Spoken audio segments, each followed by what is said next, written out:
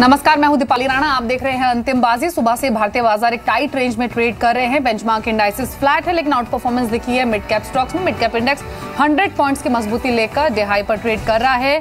Markets पर दबाव बनाया Sun Pharma, HDFC Bank, Eicher Motors जैसे स्टॉक ने। हालांकि आईसीआईसीआई बैंक, येस बैंक जैसे शेयर्स ने मार्केट को थोड़ी सपोर्ट लैंड करने की कोशिश की, लेकिन अब तक के कामकाज की जो की हाईलाइट्स हैं वो जान लेते हैं बाजार अब तक में वीरेन से। बताइए वीरेन। बिल्कुल दीपाली, अगर आप देखें अब तक के सेशन का क्रक्स यही है कि 8700 आपकी स्क्रीन पे विजिबल है, थैंक्स टू निफ्टी बैंक। देखिए आज दायरे बाजार और 8700 नीचे तरफ बरकरार। हालांकि 8740 इस जोन को हम अब तक नहीं डिसाइसिवली पार कर पाए, यानी कल के हाई को आप देखें तो यानी सोमवार के हाई को।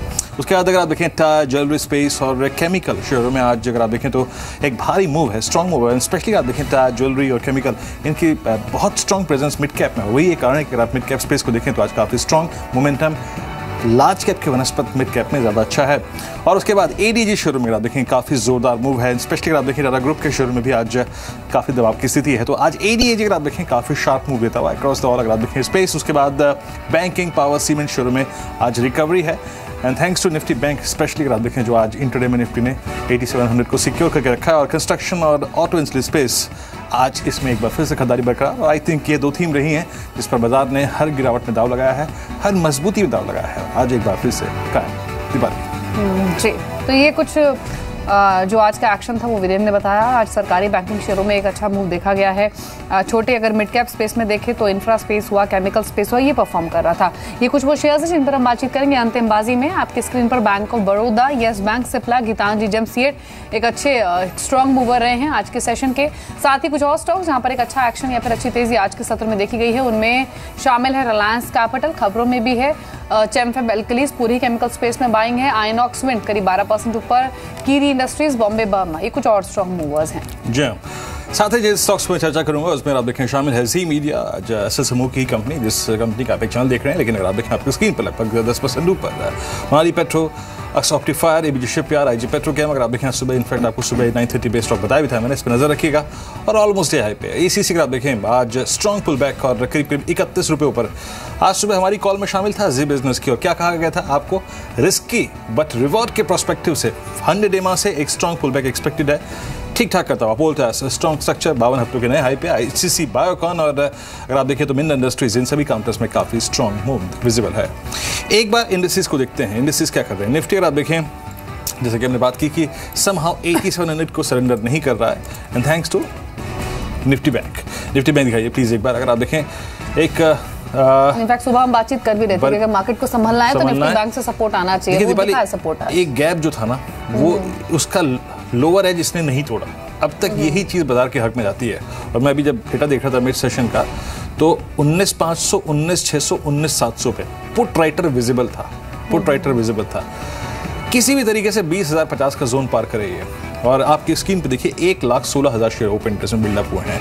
काफ़ी अच्छा खासा मूव यहाँ पर। और आई थिंक एक बार जरा निफ्टी के गेनर्स को दिखाइए, बिहेवियर क्या है गेनर्स का, गेनर्स में कौन कौन से स्टॉक खड़े हैं और आई थिंक उनमें कितने अगर आप देखें आई थिंक स्ट्रेंथ है। Yes bank oversold counter, BOB oversold counter, NTPC oversold counter, ACC oversold counter. तो ओवरसोल्ड काउंटर्स आज पुल बैक देते हुए राजेश सतपुते हमारे साथ मौजूद हैं टेक्निकल से बात करने के लिए। Rajesh good morning, good afternoon कार्यक्रम में स्वागत है। Rajesh, structure wise, stocks wise अगर आप देखें ये पुल बैक अच्छा लग रहा है, लेकिन निफ्टी पे अब तक उसका इम्पैक्ट नजर नहीं आ रहा है। क्या कर रहे हैं निफ्टी पे आप इस वक्त? देखिए वीरेन, कल हमने एक गैप डाउन देखा। Obviously market extremely overbought territory में था। ऐसा भी हमने आपके चैनल पे शेयर भी किया था। और हमें लगता है कि मार्केट का जो शॉर्ट टर्म सपोर्ट है वो रफली है 8,700 के आसपास। कल का जो गैप था मुझे लगता है वो गैप कहीं ना कहीं भरने का प्रयास करेगा। Maybe we will wait for a थोड़ा यूरोपियन और अमेरिकन डाउ से थोड़ा क्यू मिले तो मे बी कल तक का वो जो पुल बैक जो आज था एक्सपेक्टेड वो कल आएगा।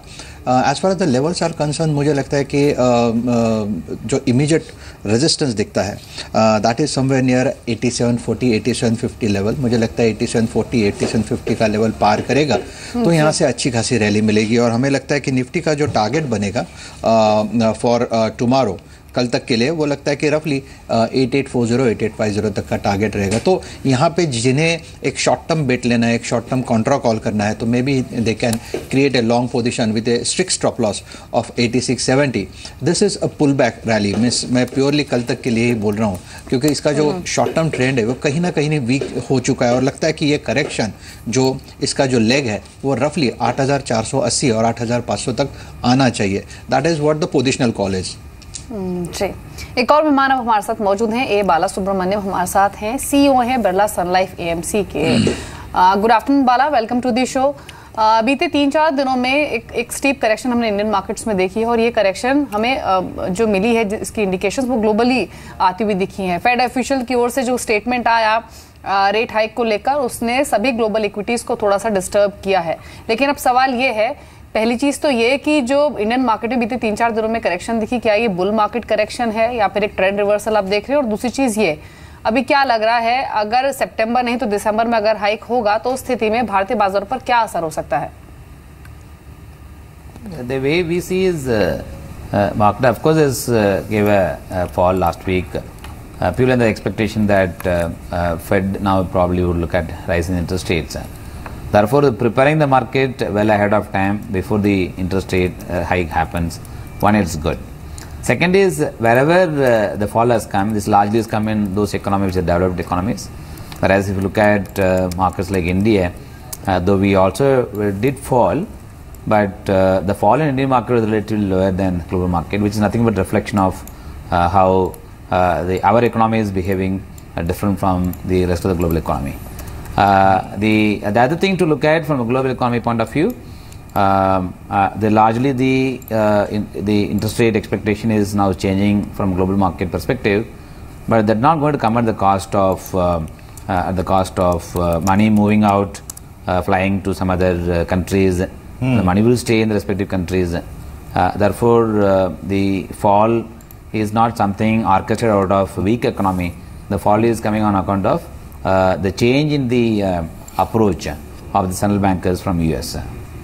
सर, एक और चीज़ अगर आप देखें जो कि सबसे बड़ी चीज़ मानी जा रही है इस वक्त की, अमेरिका में अगर ब्याज दरें बढ़ती हैं तो उसका लिक्विडिटी पर जो इमर्जिंग मार्केट्स को चेस कर रही है, भारतीय बाजार को चेस कर रही है, उस पर क्या इम्पैक्ट पड़ेगा? इसको क्या लगता है आपको सर कि क्या अगर ये सितंबर में हुआ या दिसंबर में हुआ तो लिक्विडिटी का क्या असर पड़ेगा इंडियन मार्केट्स पर?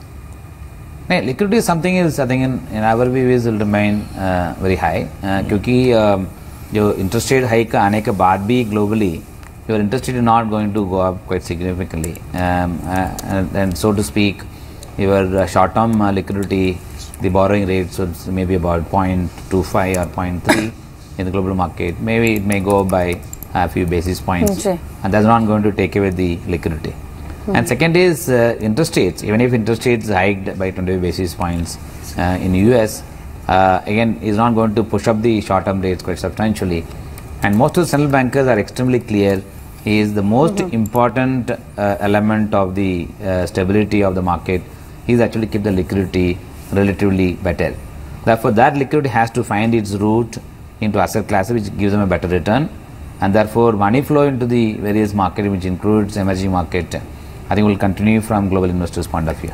Second area is at the end of the day, the interest rate differential, inflation differential, I think more or less remains attractive, especially for emerging market. When the interest rates are when interest rates going up globally, when inflation is coming down, I think the differential interest rates continue to remain attractive for global investors' point of view. Therefore, that should also lead to a increase in flows. And the other piece on the liquidity के हिसाब से जो पैसा आते जा रहा है actually in global economy is the FDI investment. And the FDI investment is coming for long term, and they are looking at longer term ROE of the investment. And they are looking at market which provides them opportunity. Therefore, that investment will continue to come, though it may not come and reflected in the stock market per se, but that's the investment I think in our view will continue to rise. And more the dollar inflows that come into countries like India and some emerging market, you have to assume that will come at the cost of liquidity being better, that will come at the cost of Reserve Bank of India buying more dollars and give liquidity in the systems. Therefore, overall rupee liquidity even from India point of view should remain somewhat stable. जी, चलिए, इसके अलावा आज IPO market में भी एक नए player की entry हुई। जीएनए एक्सेल्स की यहाँ पर हम बात कर रहे हैं। रियल एक्सेल शाफ्ट बनाती है कंपनी। 16 सितंबर को आईपीओ बंद होगा। 205 से 207 इसका प्राइस बैंड है और 130 करोड़ कंपनी की जुटाने की योजना है। अब कंपनी के मैनेजमेंट ही हमारे साथ मौजूद है। मिस्टर रणबीर सिंह हमारे साथ मौजूद हैं, सीईओ हैं जीएनए एक्सेल्स के। सिंह साहब नमस्कार। जीएनए एक्सेल्स की बारीकियां हमने पढ़ी। रियल एक्सेल शाफ्ट कंपनी बनाती है और इसी सेगमेंट से ही मेजॉरिटी ऑफ रेवेन्यूज ड्राइव करती है। सबसे पहली चीज ये कि क्यों रिटेल इन्वेस्टर्स को ये आईपीओ देखना चाहिए, आपकी कंपनी के बारे में क्या यूनिक बातें हैं जो आप शेयर करना चाहेंगे, और दूसरी चीज ये कि जो ये आप 63 लाख शेयर्स पब्लिक सब्सक्रिप्शन के लिए लेकर आ रहे हैं, इसमें ये पूरा ही फ्रेश इशू है कि या फिर कोई एग्जिस्टिंग शेयर होल्डर डाइवेस्ट भी कर रहा है? Good afternoon. ये जो इशू है पूरा फ्रेश इशू है। 63 लाख शेयर्स हैं, उसमें से 2 लाख शेयर जो हैं वो एम्प्लॉइज़ के लिए रिज़र्व रखे गए हैं। और हमारी जो कंपनी है ये एक्सेल शाफ्ट्स और स्पिंडल मैन्युफैक्चरिंग का काम कर रही है। और कंपनी की जो ग्रोथ है 4-5 साल से 6.3 एवरेज आउट ग्रोथ है, और आगे इससे भी जो फास्ट ग्रोथ हम करना चाहते हैं, क्योंकि जो कंपनी की एक्सपोर्ट है वो पिछले 3-4 साल में बढ़ के 54% टोटल रेवेन्यू का पहुंच चुकी है। और कंपनी ने यूरोप में, अमेरिका में बहुत अच्छा जो स्टैंडिंग हो गई है हमारी प्रोडक्ट रेंज में, और वो कैपेसिटीज़ हम एनहेंस कर रहे हैं जो फ्रेश इशू से। सिंह साहब, एक चीज़ पूछना चाहूँगा, जैसा कि आपने कहा कि पिछले कुछ सालों में एक्सपोर्ट्स का काफ़ी स्ट्रॉन्ग कंट्रीब्यूशन है और वो एक मेजर गुड ड्राइवर है। मेरे को सर थोड़ा सा ये बताइए कि आपका क्लाइंट बेस इंडिया में क्या क्या है, ओवरसीज आपका क्लाइंट बेस क्या है, और बीते 1-1.5 साल में कुछ बड़े क्लाइंट्स जो जुड़े हों आपके पोर्टफोलियो में, वो कौन से रहे हैं? इंडिया में जो डोमेस्टिक मार्केट है वो हमारी बैकबोन है, और नेक्स्ट 3 to 4 इयर्स जो है बहुत बढ़िया है इंडियन मार्केट के लिए। और एक्सपोर्ट में भी जो हमारे बड़े क्लाइंट्स हैं उसमें मेरिटोर है, डेना कॉर्पोरेशन है, उसमें जॉन डियर है, कबोता है। और एक्सपोर्ट में हम 5 कॉन्टिनेंट्स और 13 डिफरेंट कंट्रीज हैं जिधर एक्सपोर्ट कर रहे हैं। अगर हम इंडिया की बात करें, इंडिया में हमारे पास बड़े से बड़ा जो क्लाइंट है वो महिंद्रा एंड महिंद्रा है, टाफे है, सोनालिका ट्रैक्टर्स है, जॉन डियर है, भारत बेंज है जो ट्रक बनाते हैं इंडिया में। और इसके अलावा Tier 1 कस्टमर्स हैं। ये सिंह साहब जो आपने बात बोली, मैं वहीं से बात एक बार फिर से शुरू करूँगा कि एक्सपोर्ट्स मेजर कंट्रीब्यूटर रहे हैं, आपने काफ़ी कैपिटलाइज किया है पिछले 2-3 सालों में। ये बताइए कि एक्सपोर्ट मार्जिन्स और डोमेस्टिक मार्जिन्स दोनों, जो कि आपके ऑलमोस्ट अगर आप देखें 1:1 कंट्रीब्यूटर्स हैं, मार्जिन्स की स्थिति क्या है दोनों ही सेगमेंट्स में, और कहाँ ज़्यादा मार्जिन्स देखे हैं आपने पिछले कुछ सालों में? उसमें एक्सपोर्ट के लिए डेफिनेटली जो हमारी ट्रेनिंग पार्ट है वर्कर्स का, स्टाफ का, उसमें काफ़ी हमारा HR डिपार्टमेंट जो है स्ट्रॉन्ग है। इसके अलावा जो केपेक्स हमने 3 साल में डाला है वो बहुत क्वालिटेटिव केपेक्स था, जिसकी वजह से हमारी एक्सपोर्ट बड़ी है। और जो फ्रेश केपेक्स आ रहा है वो भी बड़ा फ्लेक्सिबल है, जिसके चाहे डोमेस्टिक में डिमांड बढ़े चाहे एक्सपोर्ट में बढ़े, सो वो जो उसमें कैपेबिलिटी होगी दोनों मार्केट्स को कैटर करने की। जी सिंह साहब, जो 130 करोड़ आप जुटा रहे हैं इस आईपीओ के जरिए, उनका इस्तेमाल आप कैसे करेंगे? एक्सपेंशन पर करेंगे या फिर कंपनी पर कोई डेट भी है उसको भी रीपे करने के लिए इसको यूज किया जाए? एज सो फार एज डेट का जो कंसर्न है, कंपनी जो है बहुत कंफर्टेबल पोजीशन में है। कंपनी के ऊपर 130 करोड़ के डेट्स हैं, जिसमें से लॉन्ग टर्म डेट्स जो है एज ऑन टुडे 50 करोड़ से भी कम है। वो नॉर्मल 2 इयर्स में पे हो जाएंगे। जो नया केपेक्स है वो सारा कैपेसिटी एनहेंसमेंट में यूज़ होगा।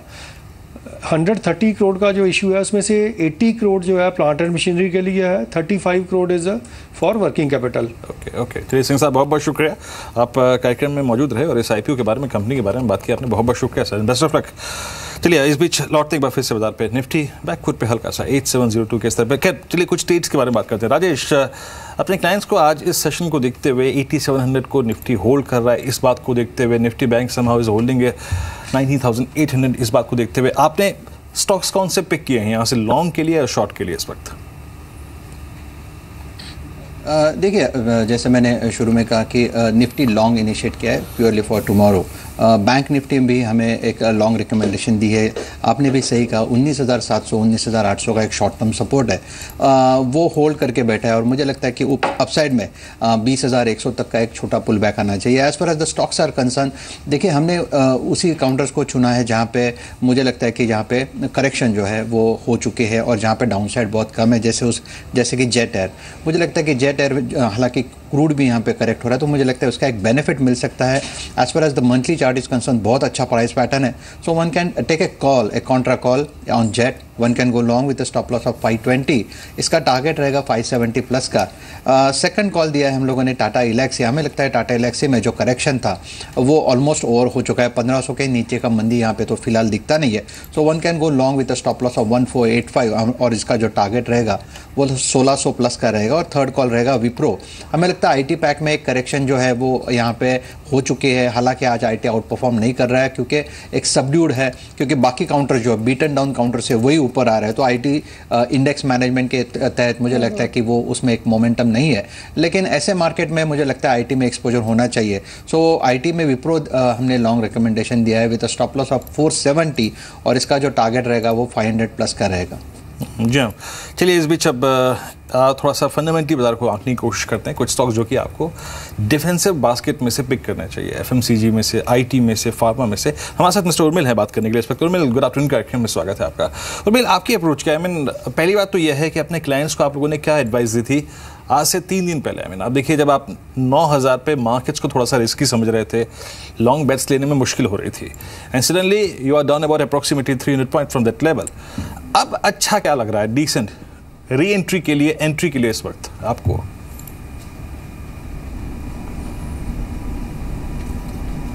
सो हमारे कवरेज के में जो हमारे टॉपिक्स थे वो सेम ही रह रहे हैं, जहाँ पे हम BFSI पे ज़्यादा पॉजिटिव हैं, सिलेक्टिवली मिड कैप स्टॉक्स के ऊपर हम पॉजिटिव हैं। सो वो हमारा कवरेज पे रिकमेंडेशन सेम रह रहा है। सो अमंग्स बैंक्स हमें येस बैंक बहुत अच्छा लगता है।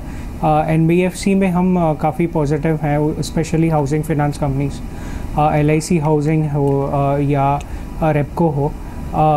फिर मिड कैप्स में हमें मीडिया में कुछ मिड कैप स्टॉक्स अच्छे लगते हैं, जैसे UFO मूवीज़ है या आइनॉक्स लीजर है। हमें कैस्ट्रॉल भी अच्छा लगता है जो हम रेकमेंड कर रहे हैं।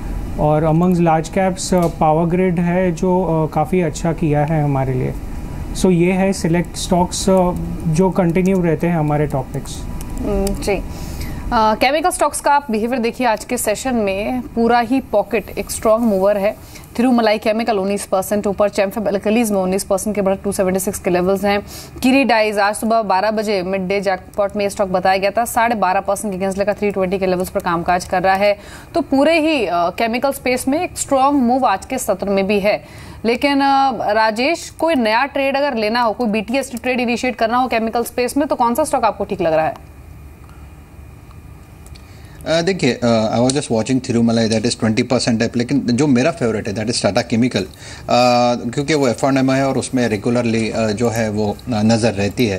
मुझे लगता है Tata chemical at current market price अगर BTST करना है तो अपसाइड में रफली 580-82 के टारगेट आ सकते हैं, but one has to keep strict stop loss at 550 odd levels. जी, चलिए बात करते हैं थोड़ा रेट्स की। और आज की तारीख में अगर आप देखें रेट्स, ब्याज दर, ये हर जगह सबसे अगर आप देखें डिस्कशन पॉइंट है। हमारे साथ राधिका राव है इस वक्त बात करने के लिए। राधिका जी नमस्कार, कार्यक्रम में स्वागत है मैम। अब अमूमन मैं आपसे शायद वॉल स्ट्रीट से बात शुरू करता था, US में फेड का अगला कदम क्या होगा इससे बातचीत शुरू करते थे, लेकिन मैम यहाँ भारत में अगर आप देखें जिस प्रकार के IP के आंकड़े रहे, WPI आंकड़ा रहा, CPI आंकड़ा रहा, आई थिंक एक कम्फर्ट तो डेफिनेटली है। If you talk about Indian isolation ma'am, क्या आपको लगता है कि इन आंकड़ों के बाद ये जो रेट कट की पॉसिबिलिटीज़ थी वो थोड़ा सा और नज़दीक आ गई हैं, और कितने क्वांटम में?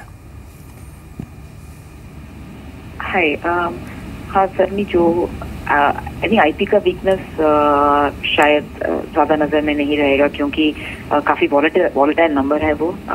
इनफैक्ट इवन जो भी जुलाई का नंबर है उसमें भी केबल्स है, वो एक पर्टिकुलर कंपोनेंट की वजह से काफी गिरावट हुआ है ओवर आए हेडलाइन पे। तो हम अगर उसको हम हटा के देखें तो आई थिंक स्टेबिलिटी का पिक्चर दिखता है, but not as weak cable की वजह से।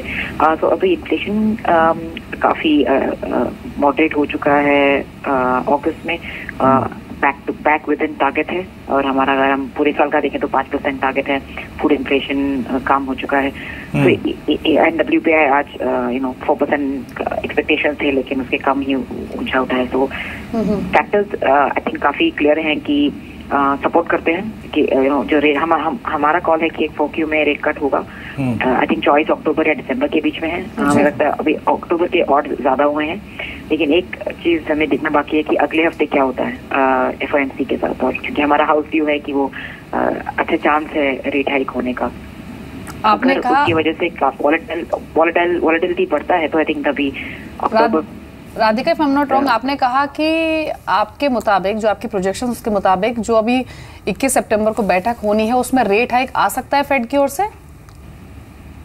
हाँ, हमारा हाउस व्यू इनफैक्ट यही रहा है। In fact in earlier this year से हम यही मेंटेन करते आए हैं, क्योंकि जो अब अगर आप पेरोल नंबर देखें या इन्फ्लेशन नंबर्स देखें या हाउसिंग डेटा देखें, वो सब डेटा यही हमें बताते हैं कि जो डोमेस्टिक इकोनॉमी वो काफी अच्छी तौर पे चल रही है।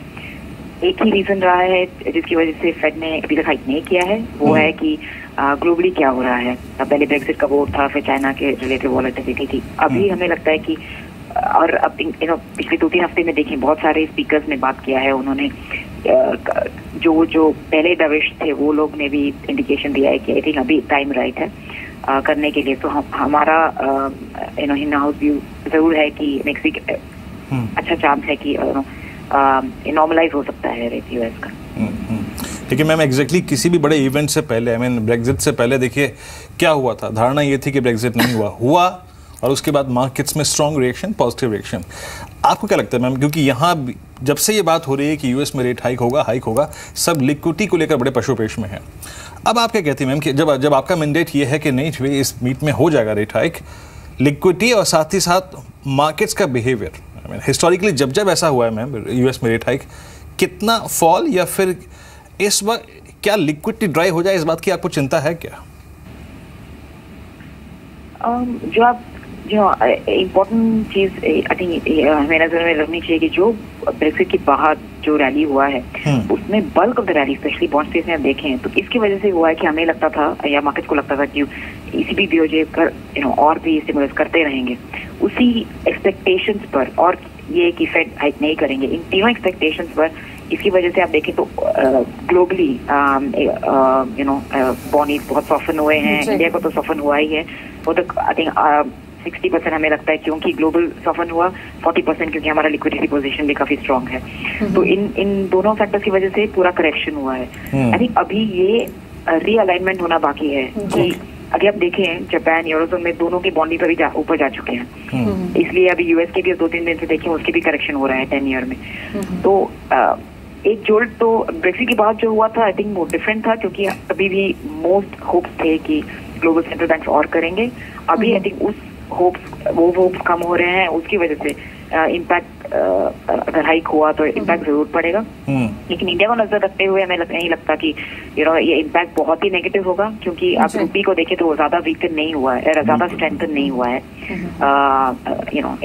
ब्रेक्सिट के बाद। In fact one of the worst performance है। तो करेक्शन होगा, फिर भी हमें नहीं लगता कि बहुत अक्यूट होगा, स्पेशली इंडियन मार्केट के तौर पर। शुक्रिया राधिका बातचीत करने के लिए जी बिजनेस से। तो यहाँ पर जो इंपॉर्टेंट बातें राधिका ने कही उसमें उन्होंने सबसे पहली बात तो ये कही कि फेड की ओर से जो अगले हफ्ते बैठक है उसमें रेट हाइक आ सकता है, लेकिन जो हाइक होगा वो ऑलरेडी इंडियन मार्केट्स पर थोड़ा सा इंपैक्ट जरूर डालेगा, करेक्शन आ सकता है, लेकिन बहुत एक्यूट करेक्शन होगा ऐसा उनको नहीं लगता है। और मौजूदा जो IIP CPI के नंबर्स रहे हैं उनको देखते हुए वो अक्टूबर या फिर दिसंबर पॉलिसी में एक रेट कट की उम्मीद लगा रही हैं। इनफैक्ट 2-3 जानकार हमारे साथ बने हुए हैं। बाला, इनफैक्ट ये जो क्वेश्चन हम राधिका से कर रहे थे, सिमिलर क्वेश्चन आपसे भी होगा। CPI नंबर्स आए जो कि 5% के आसपास आंकड़ा आया है, अब 5 मंथ्स के लो पर ये फिगर आई है। IIP ग्रोथ कंप्रेस्ड रही है, WPI के जो नंबर्स आज है वहां भी थोड़ा सा कंफर्ट मिला है। तो ऐसे में अब जो होप्स बिल्डअप हुई हैं इन आंकड़ों को देखते हुए वो हुई है रेट कट की। अब आपकी प्रोजेक्शंस क्या है, क्या लग रहा है रेट कटौती की संभावना कितनी बन रही है? अपना house views clearly on inflation is we will see surprise element on inflation, where the food inflation, which has been relatively high, now it's coming off. We also see the industrial production numbers relatively somewhat moderate, and the impact of monsoon increase in the output for agri commodities should actually logically should bring down the inflation somewhere around 4.5%. That's the broad view we have.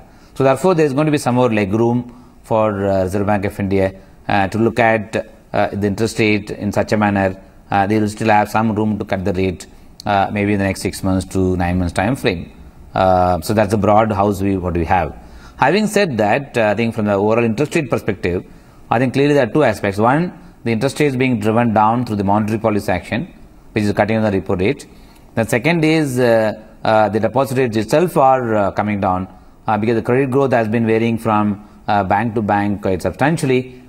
Therefore, the credit demand is not very high. Therefore, deposit rates also have to come down. As the deposit rates coming down, they need to pass on that benefit to the consumer. Therefore, the lending rates in general has been showing a dip. और bill चलिए अब ये rate hike rate cut की possibilities और bank से rate sensitive से निकल के बाहर आते हैं। आप थोड़ा डिफेंसिव पे बात करते हैं, IT बात करते हैं। आई थिंक ये आपका स्ट्रेंथ एरिया है भी।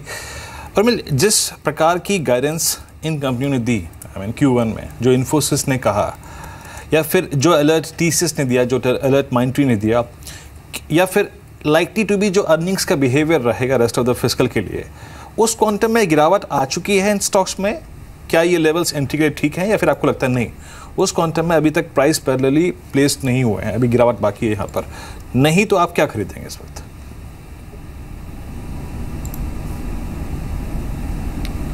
सो IT स्पेस में हम स्टॉक स्पेसिफिक रहना पसंद करेंगे, और इसमें इन्फोसिस और HCL टेक हमारे टॉपिक्स है। हमें लगता है इस लेवल से at best in worst case 5 से 10% का करेक्शन पॉसिबल है, पर हमें लगता है कि नेक्स्ट 2-3 क्वार्टर्स में ये टाइम है स्टॉक पिकिंग का इस सेक्टर में, जबकि FY 18 ऑनवर्ड्स अच्छा ग्रोथ आ सकता है। सो अपसाइड 25 से 30% की हो सकती है मीडियम टर्म में। सो हमें with in the IT space Infy और HCL टेक अच्छा लगता है, एंड मिड कैप्स में साइंट और माइंडट्री इस वैल्यूएशन पे।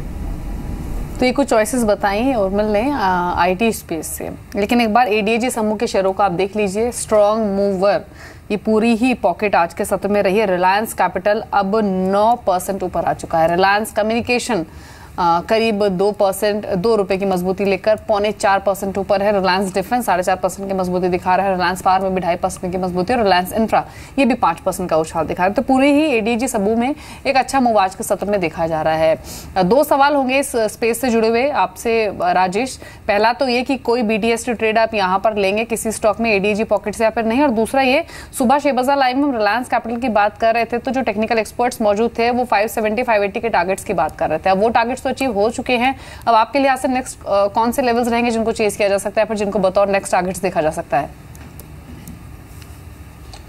देखिए, मुझे पर्टिकुलरली अगर यहाँ पे रिलायंस कैपिटल की बात करें तो देखिए रिलायंस कैपिटल का जो लेग चालू हुआ था, जो technically as far as elite is concern, वो रफली 385 से चालू हुआ था और उसका रफली टारगेट बनता था 550। न्यूज़ बेस डेफिनेटली यहाँ पे एक रैली और एक बाइंग इंटरेस्ट इमर्ज हुआ है, लेकिन अगर आप चार्ट के लिए देखो तो वीकली चार्ट का इसका जो फाइनल जो चैनल रेजिस्टेंस है वो रफली है 580-84 के आसपास ही। तो मुझे लगता है कि अगर यहाँ पे रिलायंस कैपिटल है तो definitely this is the time to take your profit home. ADAG pack में एक हमने देखी है जनरली न्यूज़ बेस पे न्यूज़ पे प्रॉफिट टेकिंग करे तो ज़्यादा बेहतर होता है कि करेक्शन में डेफिनेटली मिलेगा। अगर यहाँ पे आपको लेना ही है तो मुझे लगता है कि थोड़ा साउंड, जैसे कि IT के आप जो बात कर रहे थे कि इन्फोसिस, TCS या विप्रो, जहाँ पे कंफर्ट बनता है वहीं पे लीजिए। दिस इज ये मोमेंटम वाला काउंटर है, हाई बीटा काउंटर है, यहाँ पे प्रॉफिट टेकिंग करना ज़्यादा बेहतर होगा। लेकिन ये 1-2 स्टॉक्स पर मैं आपकी राय चाहूँगा। जो ट्रेडर्स को थोड़ा सा कंफ्यूज कर रहे हैं इस वक्त। राजेश, अगर आप देखें फॉर इंस्टेंस BHEL को देखिए, एक्सट्रीम स्ट्रेंथ के बाद बैकफुट पे आया लेकिन 200 डिमा से पुल बैक दे गया।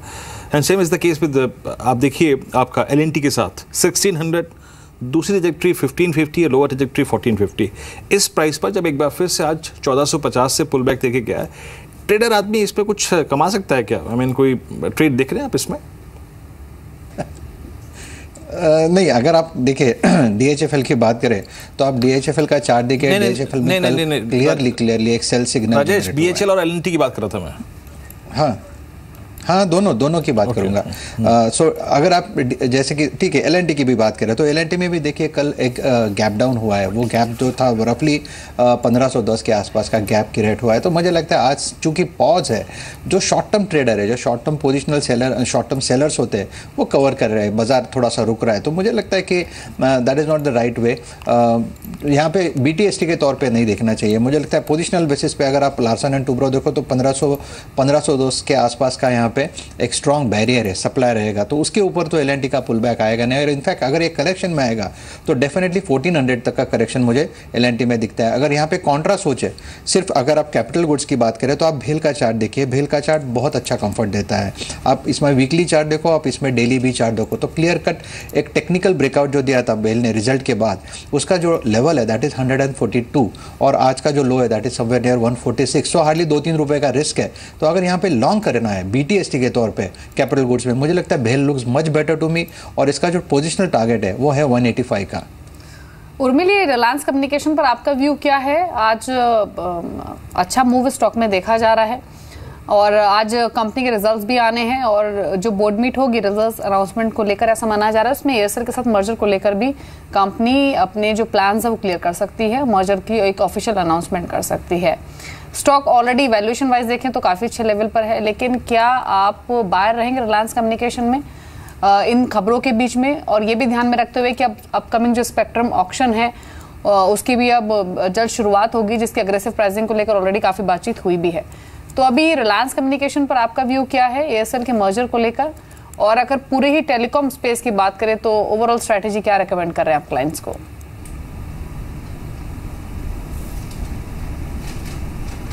सो ओवरऑल टेलीकॉम स्पेस में हम मोबाइल सर्विसेज मार्केट पे हम नेगेटिव है। Bharti is the only stock जहाँ पे हमें लगता है कि 290 से 300 लेवल्स पे अगर आता है तो उस लेवल पे अच्छा पिक बन सकता है। अदरवाइज आइडिया या रिलायंस कम्युनिकेशन वो उस पर हम नेगेटिव हैं। हमें टावर कंपनियाँ अच्छी लगती हैं, तो भारती इंफ्राटेल हमें अच्छा लगता है इन्वेस्टमेंट पॉइंट ऑफ व्यू से। जी, इनफैक्ट 1 अक्टूबर से मेगा स्पेक्ट्रम ऑक्शन की शुरुआत होगी और आज एप्लीकेशन देने की, आवेदन देने की लास्ट डेट है। अब तक कई कंपनियां आवेदन दे चुकी हैं जिनमें भारती एयरटेल आइडिया शामिल हैं और in fact telecom minister Manoj Sinha से भी एक एक्सक्लूसिव बातचीत हुई जी बिजनेस की, जिसमें उन्होंने कहा कि इस स्पेक्ट्रम ऑक्शन से वो काफ़ी अच्छा रिस्पांस एक्सपेक्ट कर रहे हैं और ऐसा माना जा रहा है कि 5 लाख करोड़ तक की आय सरकार को इस ऑक्शन से हो सकती है। क्या कहा उन्होंने, सुन लेते हैं।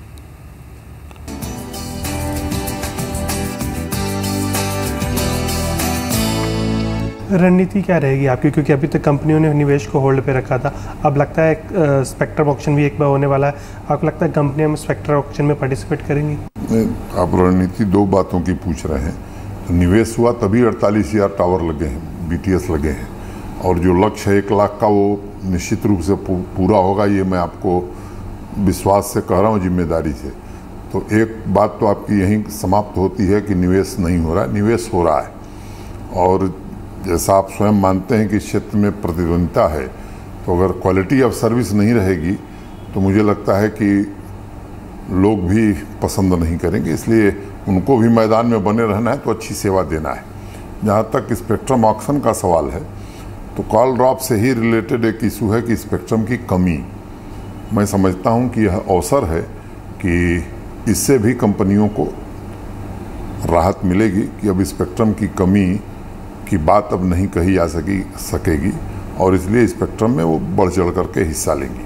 दूसरी बात, मुझे लगता है कि चाहे वो रेवेन्यू बढ़ाना हो या कंज्यूमर्स की संख्या बढ़ानी हो, उसके लिए भी स्पेक्ट्रम चाहिए। नहीं, फाइनेंस मिनिस्ट्री ने भी आपको एक टारगेट दिया था, आपको लगता है कि वो टारगेट अचीव कर पाएंगे और स्पेक्ट्रम ऑक्शन आपका काफी मेरे ध्यान में है वित्त मंत्रालय का टारगेट।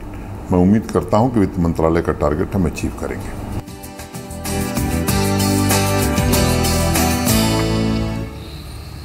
चलिए यहाँ से सीधे रुक कर लेते हैं हिंडाल्को की एक प्रेस कॉन्फ्रेंस का।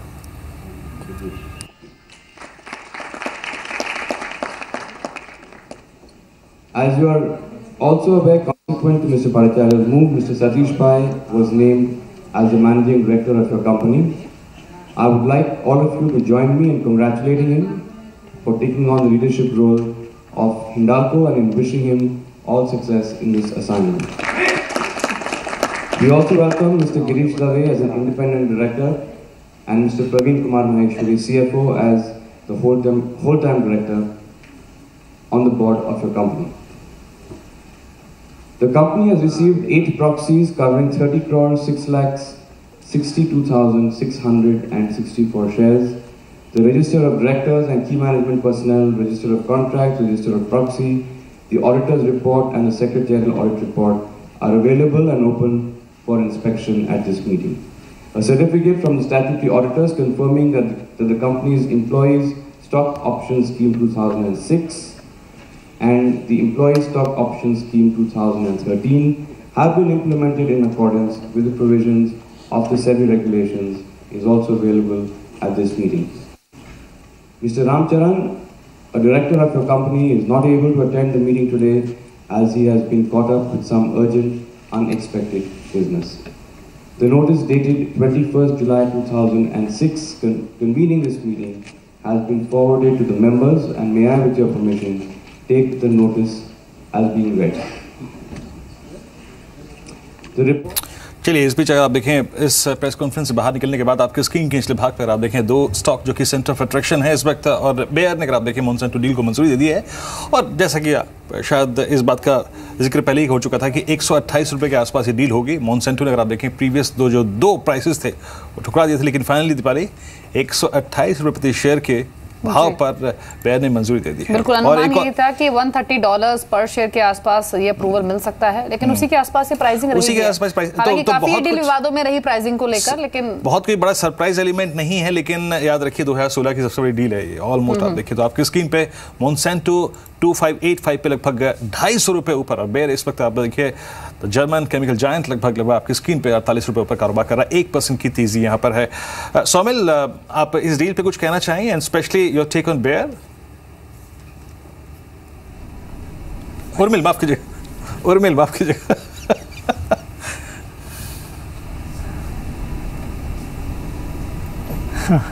नहीं, हमारा इस स्पेसिफिक डील के ऊपर कोई व्यू नहीं है, बट हमें मानसून रिलेटेड स्टॉक्स काफ़ी अच्छे लगते हैं, जिसमें Jain irrigation, Finolex pipes, 2 stocks है जो हमें काफ़ी अच्छे लगते हैं जी। लेकिन एक स्ट्रॉन्ग मूवर रहा है ये शेयर अभी, और अभी भी 10% ऊपर ट्रेड कर रहा है। तो एक टेक्निकल व्यू ले लेते हैं। राजेश, आपके कमेंट्स मोनसेंटो में जिस तरह का मूव आ रहा है इस खबर के बाद, अभी 10.5% ऊपर आ चुका है 2587 के लेवल पर। टेक्निकल्स क्या इंडिकेट कर रहे हैं?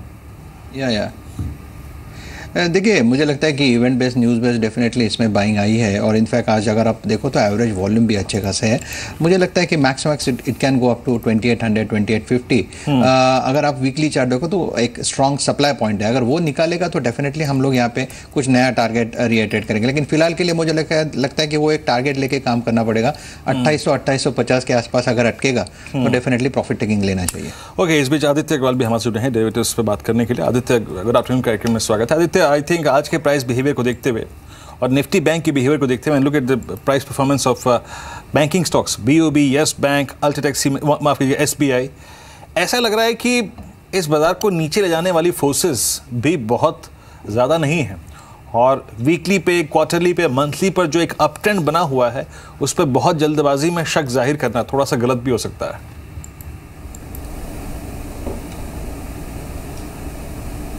वेल डेफिनेटली वीरेंद्र, मीन्स अगर हम मार्केट में मूवमेंट देखें तो लास्ट एक्सपायरी के बाद से हमने काफ़ी एक अच्छा शार्प मूवमेंट देखा था, तो हम एक्सपेक्ट कर रहे थे कि शॉर्ट कप निफ्टी में प्रॉफिट बुकिंग आएगा। लास्ट 2 दिन में केवल वही आता हुआ देखा है। ज़्यादा एग्रेसिव हमें किसी भी स्टॉक्स में या किसी भी इंडेक्स में देखें तो शॉर्ट पोजीशन बनते हुए नहीं देखी है।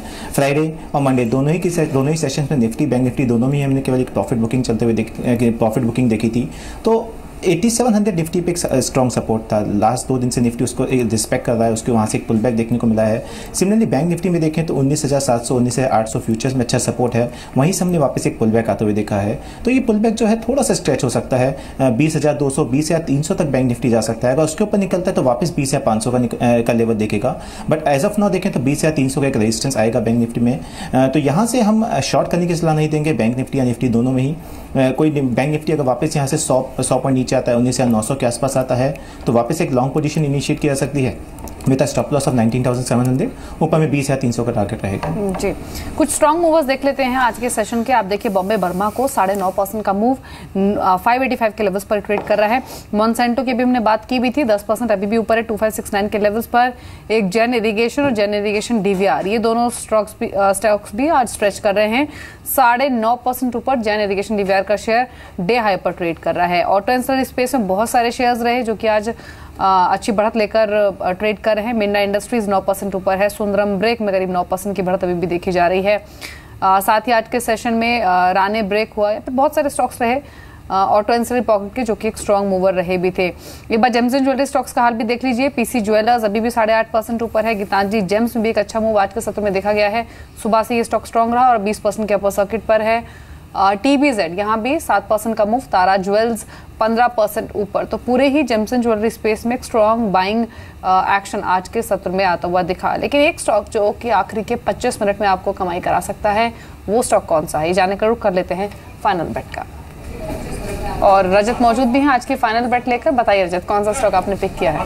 केमिकल कंपनी GHCL, जिस पे आप नजर रखें, और इनफैक्ट निश्चित रूप से तगड़ा रिवर्सल मिला आज। वैसे भी केमिकल स्टॉक्स बहुत स्ट्रांगली एक्यूमुलेट हुए हैं मार्केट्स पे, लेकिन ये स्टॉक निश्चित रूप से पलटा और काफी ज्यादा गिरावट के बाद एक पुल बैक देखने को मिल रहा है। और इंपॉर्टेंट एवरेजेस के ऊपर है, ये बहुत इंपॉर्टेंट है टेक्निकल पैरामीटर्स के हिसाब से।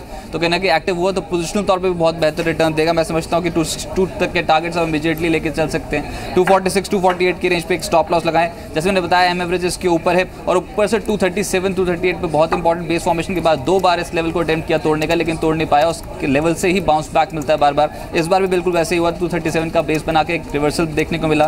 कंज्यूमर डिवीजन से कंपनी को आने वाले समय के लिए बहुत हैवी देखने को मिल सकते हैं। और ऊपर से केमिकल सेगमेंट में नए लॉन्चेस कंपनी ने किए, उसका फायदा गोइंग फॉरवर्ड मिलेगा और रेवेन्यू विजिबिलिटी उस तरीके से बनती हुई नजर आएगी। लेकिन टेक्निकल टर्म्स पे इस समय कॉल निकाली गई है और बाजार पे जिस तरीके का आज मोमेंटम जनरेट हुआ, अगर मोमेंटम थोड़ा भी बढ़ा तो GHCL आउट परफॉर्म करता हुआ नजर आएगा। टारगेट है 262, इस स्टॉक पे आप जो लगा के चल सकते हैं। चलिए, शुक्रिया रजत। आपका GHCL अगर आप देखें, आपने पिक किया करीब 12 रुपये ऊपर, काउंटर 5% की तेजी के साथ 253 के स्तर पे ऑलमोस्ट डे हाई को स्ट्राइक करता हुआ यहाँ पर। और मिल अभी आज सुबह भी डिस्कशन हम यही कर रहे थे और इनफैक्ट अब ये शायद इस बात के वॉइसेस ज़्यादा आ रहे हैं कि क्रूड फॉर द टाइमिंग 55 के ऊपर 60 के ऊपर की ट्रैजेक्टरी में प्लेस हो जाए, ये पॉसिबल नहीं लग रहा है इन सर्कमस्टेंसेस में। लास्ट वीक अगर आप देखें अच्छा मूव था, ONGC को काफ़ी एडवांटेज मिला। आप इस वक्त इस ऑयल एंड गैस बास्केट में आप लोगों ने कि जब क्लाइंट से इंटरेक्शन हुए हैं, आप लोगों ने क्या व्यू दिया क्रूड पे, या फिर क्रूड के इस ट्रैजेक्टरी को देखते हुए किन किन स्टॉक्स को सेलेक्ट कर रहे हैं, किन किन स्टॉक्स को अवॉइड कर रहे हैं आप?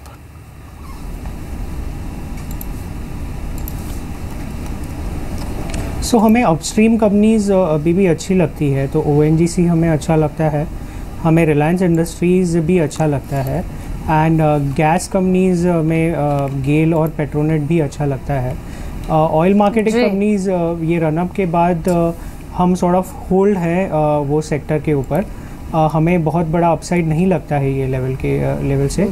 So with in this sector हमें अपस्ट्रीम कंपनीज और गैस कंपनीज पसंद है। जी, आज के सेशन में ऑटो एंसिलरी स्टॉक्स तो मूवर रहे हैं, लेकिन ऑटो स्टॉक्स आज थोड़े से शांत दिखे हैं। हालांकि टाटा मोटर्स डीवीआर, इनमें आप देखिए एक सडन स्पाइक आया और सडन स्पाइक के बाद ये दोनों शेयर्स अब डे हाई पर आ चुके हैं। 1.5% ऊपर टाटा मोटर्स और टाटा मोटर्स डीवीआर भी करीब 3.25% के गेंस लेकर ट्रेड कर रहा है। एक सडन मोमेंटम अभी अभी बिल्डअप हुआ है इन शेयर में। हालांकि सुबह से पूरा ही ऑटो स्पेस शांत था या फिर थोड़ा बहुत दबाव में ही था। इनफैक्ट बाला ऑटो के साथ साथ मैं बैंकिंग को भी ऐड करना चाहूंगी, क्योंकि रिसेंट रैली में 2 सेक्टर्स जिन्होंने सबसे ज्यादा सपोर्ट या फिर सबसे ज्यादा स्ट्रेंथ रिफ्लेक्ट की है वो थे बैंकिंग और ऑटोमोबाइल्स। और ये दोनों ही पॉकेट्स काफी अच्छा मूव, काफी अच्छे रिटर्न्स अपने इन्वेस्टर्स को डिलीवर कर भी चुकी है। लेकिन क्या ये आउट परफॉर्मेंस इन दोनों ही सेगमेंट्स में बरकरार रहेगी या फिर कोई और स्ट्रेटेजी आपकी बैंक्स और ऑटो स्टॉक्स पर? नहीं, आप दोनों sectors banking and auto clearly जब भी आपके हिसाब से देखें, actually it's a proxy to the economy. ये दोनों sectors are the key sectors from the Indian growth point of view. Auto sector is one. There is a lot of effort that is being done in order to revive the industry, and one side through the regulatory framework changes, and second is the spending that is likely to come because of sound pay commission in order to increase the sales for this sector, and third, of course, good monsoon impact and the better crop output in the next few months also may lead to an increase in auto demand. Therefore, that I think something should see it benefit. Sir exactly अगर आप देखें हमारे viewers वो जो वाकई इस वक्त liquidity पे बैठे हैं, अगर उनको कुछ सेट ऑफ स्टॉक्स को एक्यूमुलेट करना हो, आपके फेवरेट स्टॉक्स कौन से हैं, सेक्टर्स कौन कौन से इस वक्त? So I think instead of getting entangled between large cap and small mid cap and mid cap, clearly Indian market provides an opportunity for stock pickers. Basically, you can identify in various sectors that can provide better return than the market. That's one of the job of portfolio manager like us. And that's the way I think mutual fund portfolios are managed. Well, having said that, in terms of various sectors within that, you still have greater opportunities coming from the retail banking segment of the financial businesses, which is the banking which focuses largely on retail, the banking which is focused on expansion of the retail market, and in NBFCs, then auto and auto ancillaries, the sectors, we are seeing demand which still continue to remain high as far as the cement sector goes. The building materials where we have seen a continuous growth. We are also seeing actually the consumer goods companies, given the fact that sound pay commission is coming and the monsoon impact which I mentioned earlier, you see that segment also is picking up. Therefore, you will have to actually not just focus only on the broad market perspectives. I think we should have looked at the sectors that can potentially outperform the market, and then within that, if you see, you'll be able to find companies that can potentially deliver better return than the market. That's why the portfolio managers keep looking at spotting opportunities and having. जी, in fact Aditya, दो stocks, एक तो India cements और एक CEAT, ये दोनों ऐसे shares रहे हैं जिन्होंने इस पूरी ही सीरीज में काफी अच्छा मूव दिया है, और आज भी अगर आप देखें तो ये करीब 5% ऊपर सीएट है अभी भी, और इंडिया सीमेंट्स भी 5 से 6% के अगेंस्ट दिखा रहा है। इन दोनों ही शेयरों पर अभी आपका व्यू क्या है? नेक्स्ट टारगेट्स क्या हो सकते हैं?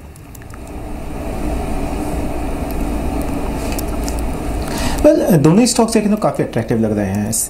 इंडिया सीमेंट में हमने लास्ट 2-3 दिन में एक अच्छा प्रॉफिट बुकिंग देखा था, लेकिन 142-143 का सपोर्ट था, स्टॉक ने वहीं से एक पुल बैक लिया है, तो इसमें इमीडिएट टारगेट करीब 157-158 के आते हैं। अभी भी इसमें एक लॉन्ग पोजीशन इनिशिएट किया सकती है विद स्टॉप लॉस ऑफ 148। ऊपर में पहला टारगेट रहेगा 158 का, उसके ऊपर निकलता है तो 162 will be the next target. साथ ही साथ सीएट में देखें तो इनफैक्ट पूरे टायर सेक्टर में काफ़ी अच्छी एक हमने बाइंग देखी है पिछले कुछ दिनों के अंदर। सीएट ने एक अच्छा आउट परफॉर्म किया है पूरे टायर सेक्टर को। यहाँ पे 1050-1055 का इमीडिएट रेजिस्टेंस आता है सीएट के अंदर। अगर स्टॉक उसको ब्रेक करता है तो वहाँ से काफ़ी एक बड़ा मूव देखने को मिलेगा। 1140-1160 तक के भाव सीएट में देखने को मिल सकते हैं। तो यहाँ से सीएट भी एक अच्छा कैंडिडेट है जिसके अंदर लॉन्ग पोजीशन ला सकते हैं, बट थोड़ा सा वेट करिए। 1055 को निकालता है फ्यूचर्स में, तो इसमें फ्यूचर्स में लॉन्ग पोजीशन इनिशिएट किया सकती है with target of 1140। Aditya, banking basket में आप specially the PSU banking basket in the mid cap space, जिसका अगर आप देखें जो कि पार्ट्स नहीं है निफ्टी बैंक के, उनके ऊपर वो साइकोलॉजिकल प्रेशर नहीं होता है, इसमें से आपकी पसंद क्या है इस वक्त?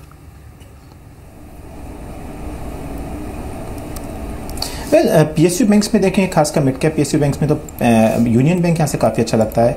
इसमें एक अच्छा रिट्रेसमेंट देखा है हमने लास्ट 3 दिन के अंदर, लेकिन वापस 140 के सपोर्ट से पुल बैक देखने को मिला है, तो यहाँ से 155 तक का मूव इसमें देखने को मिल सकता है। साथ ही साथ सिंडिकेट बैंक एक दूसरा स्टॉक है जिसमें काफ़ी टाइम से हम एक्यूमुलेशन देख रहे हैं स्टॉक के अंदर। कोई भी करेक्शन आता है तो इसके अंदर एक फ्रेश लॉन्ग पोजीशन बनते हुए देखी हमने, तो यहाँ से इसके अंदर एक अच्छा मूव देखने को हमको मिल सकता है। 82 is the first target in syndicate bank. Stock उसके ऊपर निकलता है तो 86 के टारगेट दिखाएगा। तो Union Bank and Syndicate Bank, these are the top picks in mid cap banking. जी, तो सिंडिकेट बैंक और यूनियन बैंक, ये स्टॉक अच्छा लग रहा है आदित्य को।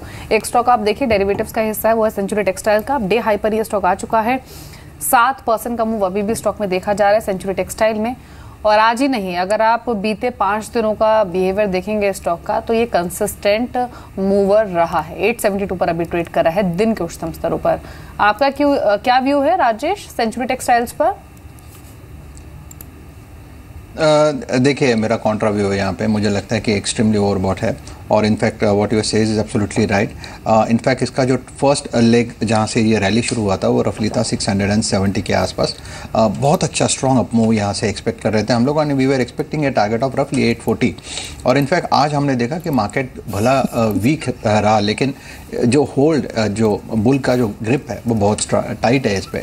लेकिन एट द सेम टाइम ये भी सोचना पड़ेगा कि फ्रेश एंट्री यहाँ पे कर सकते हैं। कहते हैं मुझे लगता है कि फ्रेश एंट्री यहाँ पे अवॉइड करिए। It is trading somewhere at its all time high, तो ऑब्वियसली यहाँ पे रिस्क बहुत ज़्यादा है, तो मेरे लिए तो अवॉइड कैटेगरी में रहेगा। जी चलिए, अब थोड़ी सी बात एफएमसीजी सेक्टर की भी कर लेते हैं और सुमित मौजूद हैं हमारे साथ। एफएमसीजी की जब हम बात करते हैं तो HUL, ITC, Marico, Dabur, Emami, Britannia, इन सभी कंपनियों का नाम जहन में आता है और फंडामेंटली ये सभी कंपनियां बहुत स्ट्रांग भी है। लेकिन इनमें से भी एक है जो कि एफएमसीजी का नया उभरता सितारा है। कौन सी है वो कंपनी और क्यों उसे उभरता सितारा कहा जा रहा है, ये जान लेते हैं सुमित से। बताइए सुमित। शुक्रिया दीपाली। अब एफएमसीजी कंपनी में तो नया उभरता सितारा सबको पता है पतंजलि है, लेकिन एक नया प्रमोटर भी सामने आया उभरता हुआ, वो है बालकृष्ण। अगर इनकी नेटवर्थ अगर आप देखेंगे करीब करीब 26,000 करोड़ रुपए को एक्सीड करते हुए दिखाई पड़ रही है, जो कि अपने बाकी सभी पीयर्स में सेकंड नंबर पे पहुंचते हैं। यानी कि HUL और ITC को अगर हटा दें और बाकी जो प्रमोटर्स हैं उसमें पहला नाम बट ऑब्वियस यहाँ पे डाबर का आता है। करीब करीब 41,800 करोड़ रुपए की नेटवर्थ उनके प्रमोटर यानी कि आनंद बर्मन जो है वो होल्ड करते हैं। लेकिन बाकी सेकंड नंबर पे आते हैं बालकृष्ण, जिनकी नेटवर्थ करीब करीब 26,000 करोड़ रुपए के आसपास है। 90% हिस्सेदारी ये ओन करते हैं पतंजलि में और पतंजलि से ग्रोथ देखने को मिली है। करीब करीब 150 करोड़ रुपए की कंपनी जो कि 2009 में थी और वहाँ से बढ़ते बढ़ते ये कंपनी का रेवेन्यू 5,000 करोड़ रुपए के आसपास पहुँच चुका है। तो एक एग्रेसिव मूव पतंजलि के अंदर देखने को मिला और इनके स्टेक की वैल्यू भी over a period of time बढ़ते हुए दिखाई पड़ी है। साथ ही साथ जो तीसरा नाम है वो जो इमामी ग्रुप की जो प्रमोटर हैं मिस्टर अग्रवाल, उनका है करीब करीब 19,000 करोड़ रुपए के आसपास का स्टेक उनका है। साथ ही साथ मिस्टर नुस्ली वाडिया जो कि इतने समय से हैं, काफ़ी समय से इंडस्ट्री के अंदर है और बड़े डाइवर्सिफाइड ग्रुप है, ब्रिटानिया के प्रमोटर भी हैं। करीब 20,000 करोड़ रुपए के आसपास की नेटवर्थ उनकी भी है।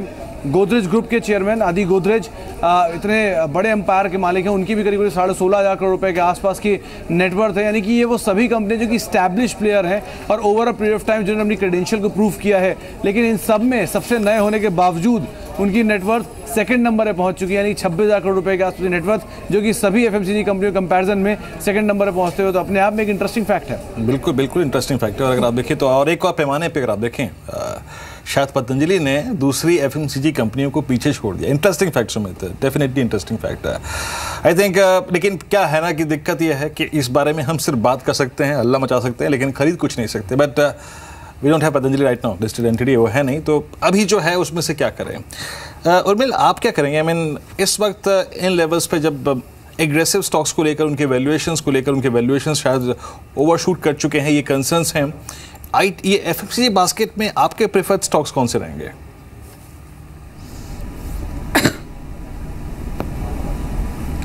हाँ, तो हम भी, हमारा व्यू भी कुछ ऐसा ही है। वाइल ये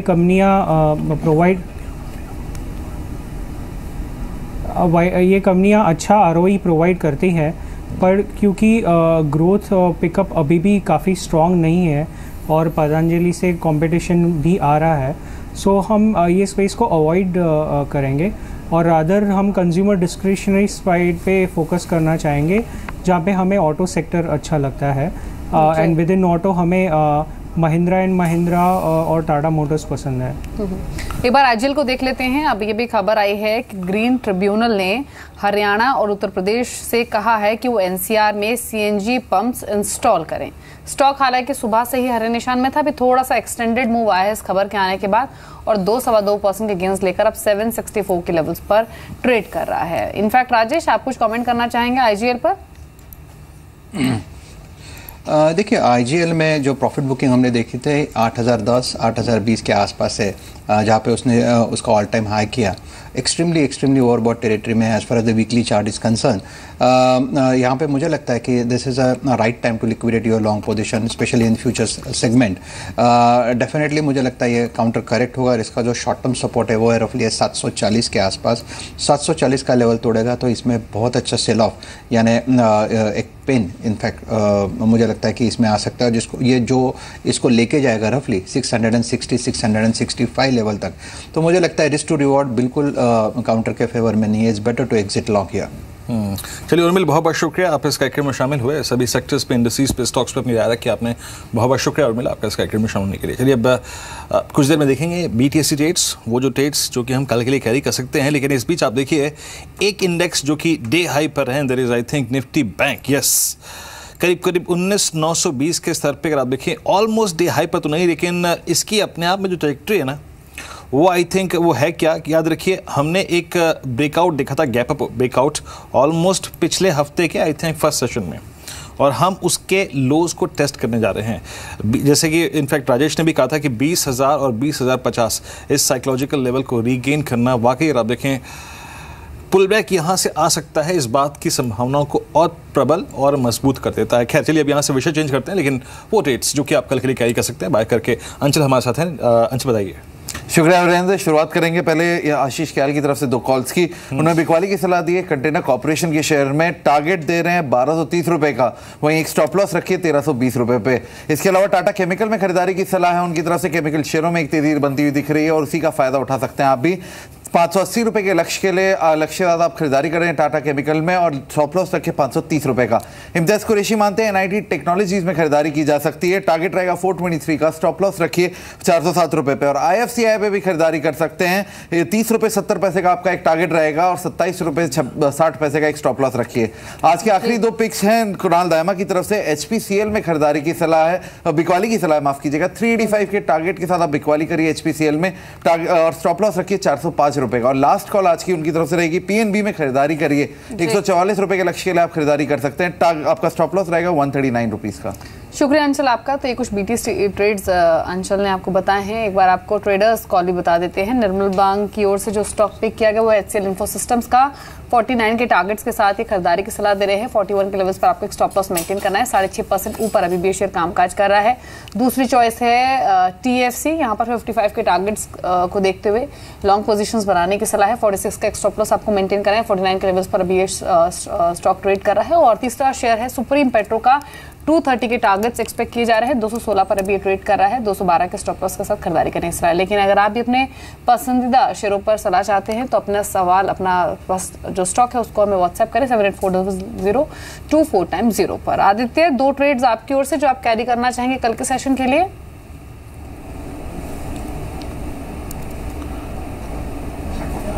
डिस्कनेक्ट हो गया फोन। आदित्य, आपके BTSE ट्रेड्स क्या रहेंगे? इनफैक्ट राजेश, 2 स्टॉक्स आप जो रेकमेंड करना चाहें। देखिए, एक तो सेल कॉल रहेगा हिंदाल्को में। हमें लगता है कि हिंदाल्को का टॉप बन चुका है और यहाँ से डेफिनेटली करेक्शन होगा। इनफैक्ट सेल थोड़ा सा सेल ऑन राइज रखेंगे तो that will be much better. 148 का पोजिशनल स्टॉप लॉस बनता है और इसका जो टारगेट है 138 का लेवल टूटेगा तो डेफिनेटली हिंदाल्को में बहुत अच्छा करेक्शन आप देखोगे। In fact that will favour the bears. तो मुझे लगता है Hindalco is a sell call, और 138 का शॉर्ट टर्म सपोर्ट है वो टूटेगा तो 130 तक के टारगेट आने चाहिए। जैसे मैंने कहा कि हमें लॉन्ग कंफर्ट दे रहा है एट करंट लेवल, तो जहाँ पे टाटा एलेक्सी की मैंने बात की, मुझे लगता है 1023 is the current price in future segment.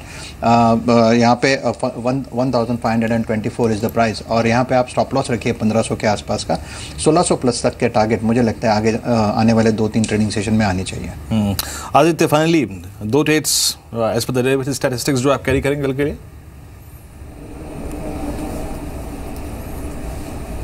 मेरे ट्रेड्स थोड़े से पोजिशनल रहेंगे। पहला ट्रेड रहेगा JSW एनर्जी का। स्टॉक काफ़ी टाइम से कंसोलिडेट कर रहा है 76 एंड 86 की रेंज में। लोअर लेवल स्पेस में हमने लास्ट 2-3 दिन में अच्छी बाइंग आते हुए देखी है। तो यहाँ से हमको लगता है कि JSW एनर्जी में एक अच्छा मूव देखने को मिल सकता है। शॉर्ट टर्म हमारा टारगेट है 86, उसके ऊपर निकलता था 90 का टारगेट देखने को मिलेगा। इसमें 78 के पोजीशन इनिशिएट कर सकती है। दूसरा ट्रेड रहेगा long call in ICICI bank. ICICI bank में भी देखें तो लास्ट 2-3 दिन में एक अच्छा करेक्शन देखने को मिला है, बट ओवरऑल स्ट्रक्चर स्टॉक का काफ़ी बुलिश है। हमें इसमें वापस एक लॉन्ग पोजीशन मिलते हुए देखी है, तो हमको लगता है कि यहाँ से एक अच्छा मूव देखेगा और ऊपर में 292 तक के लेवल दिखा सकता है। ICICI बैंक में करंट लेवल पे एक लॉन्ग पोजीशन इनिशिएट कर सकते हैं विद स्टॉप लॉस ऑफ 260 जी। लेकिन आप केमिकल स्टॉक्स का आउट परफॉर्मेंस आप देखिए। चैम्फेब एल्कलीज केमिकल स्पेस का शेयर 20% के अपर सर्किट पर। Tirumalai chemical, again chemical space की कंपनी, 20% के अपर सर्किट पर। कीरी डाइस अब 17% ऊपर आ चुका है, अपर सर्किट के बेहद नजदीक।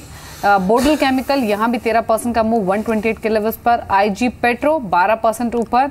और पूरे ही केमिकल स्पेस में इसी तरह का रुझान आज के सेशन में देखा जा रहा है। लेकिन मार्केट्स क्लोज होने वाले हैं, इंडेक्स अभी भी एक रेंज में ट्रेड कर रहा है और 8732 के लोज, इनफैक्ट अब रेंज के ऊपरी जोन में आ चुका है, हाईएस्ट स्तर पे आ चुका है। और same is the case with the Nifty Bank as well. अगर आप देखें दोनों इंडेक्सेस, खैर आपके आज आपकी स्क्रीन पर आप देखें निफ्टी 50 के जीरो स्टॉक्स अगर आप देखें जो बैकफुट पे थे Kotak Mahindra bank, ITC, HDFC bank, power grid और आईडीएफसी। लेकिन अगर आप देखें शानदार प्राइस परफॉर्मेंस वाले स्टॉक्स में था BOB, yes bank, ACC, Cipla और टाटा पावर। आज अधिकतर ये स्टॉक्स जो गेनर्स थे ना उसमें से एसीसी हमारी कॉल में शामिल भी था। बाकी बीपीसीएल, अल्टेक्सी में, हीरो मोटोकॉर्प, ग्रेसिम और state bank of India. SBI के 250 के साइकोलॉजिकल और एक क्रिटिकल सपोर्ट जोन ने काम बखूबी किया। Jain Irrigation stock along with its DVR अगर आप देखें स्ट्रॉन्ग मूव। एडीजी शोरूम में अगर आप देखें तो आज क्या स्ट्रॉन्ग वाइब्रेंसी थी। Reliance Infra, R Cap, R Power, Reliance Defence और रिलायंस कम्युनिकेशन सारे ही काउंटर्स काफ़ी वाइब्रेंट रहे। उसके बाद अगर आप छोटे फार्मा स्पेस को देखें तो उसमें एफटीसी, नेक्ट, जेबी केमिकल्स, ब्रिस, जीवीएस फार्मा, इन सभी काउंटर्स में काफ़ी डिसेंट मूव था। उसके बाद आप देखिए जेम्स एंड ज्वेलरी में अगर आप देखें Tara Jewels, TBZ, PC Jewellers, Gitanjali Gems first tick से अगर आप देखें तो आज वाइब्रेंसी स्ट्रेंथ दिखा रहा था, अंत तक कायम रही। सीमेंट शेयर में अगर आप देखें तो आज Orient Cement, India Cement, specially mid cap, हालांकि लार्ज कैप में भी काफ़ी डिसेंट मूव था। Mangalam Cement, Birla Corp, Heidelberg Cement, इन सभी काउंटर्स में काफ़ी अच्छा खासा मूव रहा।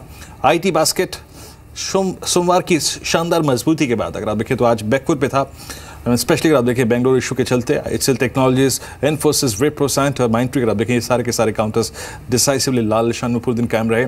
मेटल्स के लिए दिन अच्छा था, कुछ हद तक हिंडाल्को, वेदांता, सेल, उत्तम गालवा, कल्याणी स्टील अगर आप देखें इन सभी काउंटर्स में काफ़ी अच्छा खासा मूव देखा गया। और अगर आप आज प्राइवेट बैंकिंग बास्केट को देखें तो येस बैंक ने लीड किया एक बार फिर से अगर आप देखें तो, और axis bank, federal bank, JNK bank और आईसीआईसी बैंक इन सभी काउंटर्स में आज डिसेंट मूव रहा। उसके बाद अगर आप पीएसयू बास्केट को देखें तो ये भी अगर आप देखें आज काफ़ी खुशनुमा अंदाज में था। बीओबी आज लीड करता हुआ state bank of India, oriental bank of commerce, corporation bank, union bank, इनमें अगर आप देखें करीब 2.5, 6, 2, 4% के अगर आप देखें वाइल्ड स्विंग देखने को मिले। आई थिंक 2 दिन में जो शॉर्ट सवार हुए थे वो भी अगर आप देखें आज काफ़ी हद तक कवर हुए। निफ्टी इस बीच डे हाई पर है, याद रखिएगा 8738 ये निफ्टी का डे हाई है। बॉश बैकफुट पे रहा डिसाइसिवली करीब ₹550 नीचे। कोल इंडिया पोस्ट नंबर्स अगर आप देखें सॉफ्टनेस थी ₹5 की और ओएनजीसी अगर नहीं because of that retracement and crude back foot टीसी अगर आप देखें जैसे मैंने आईटी का जिक्र किया अच्छा बैकफुट पे था और साथ ही साथ इन्फोसिस करीब ₹11 नीचे। लेकिन मार्केट्स क्लोजिंग के वक्त काफ़ी अच्छे खासे अंदाज में Nifty almost at day high shut करीब 23 अंकों पर 8739 के स्तर पे लगभग 1/4% ऊपर। और आई थिंक निफ्टी और बैंक निफ्टी दोनों ही इंडिसेस बड़े क्रिटिकल निशान में लेवल्स पे आप देखिए बंद हुए हैं। स्ट्रेंथ कहाँ से आई? सबसे अच्छी बात यह है कि जहां से आनी चाहिए थी वहीं से आई और वो था निफ्टी बैंक पर। तो एक डिसेंट क्लोजिंग दिन भर एक रेंज में कामकाज करने के बाद 22 पॉइंट्स के अपसाइड के साथ निफ्टी 8737 के लेवल पर क्लोज हुआ है। आदित्य आपके कमेंट्स इस क्लोजिंग पर?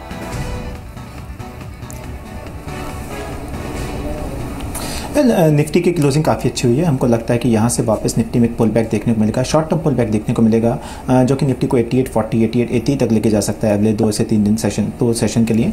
तो यहाँ से निफ्टी में लॉन्ग पोजीशन इनिशिएट करनी चाहिए। यहाँ से 150 पॉइंट का अपसाइड यहाँ से अभी भी देखने को मिल सकता है। शुक्रिया आदित्य इस कार्यक्रम में शामिल होने के लिए। राजेश इस क्लोजिंग पर आपकी राय और कल के लिए आउटलुक?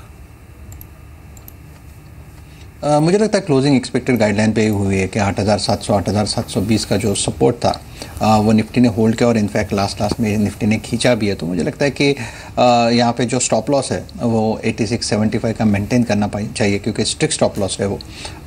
टेक्निकल पुल बैक हम लोग टेक्निकल बाउंस हम लोग यहाँ पे खेलने की कोशिश कर रहे हैं। रफली जो इसका टारगेट बनेगा वो है 8820 8840 तक का।